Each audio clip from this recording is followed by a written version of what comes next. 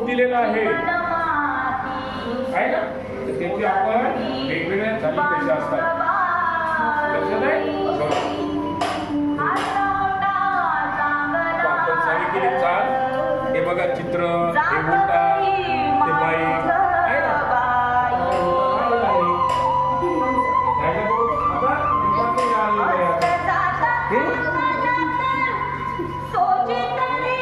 लक्षात आलं तुम्हाला.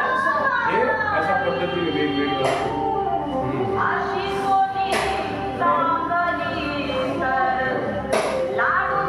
लाडू दिवाळीचे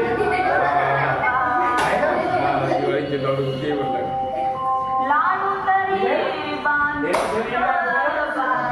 आता आपल्याला घरी देखील आपल्याला इंटरनेट आहे, मोबाईल आहे, याच्यावर आपल्याला पाहता येते, शिकता येते. आणि लक्षात हे लक्षात ठेवायचं प्रत्येक बाबीमध्ये. आता तुम्हाला सरळ बसायचं, खांद्यावर हात नाही ठेवायचं शिकायचं असताना.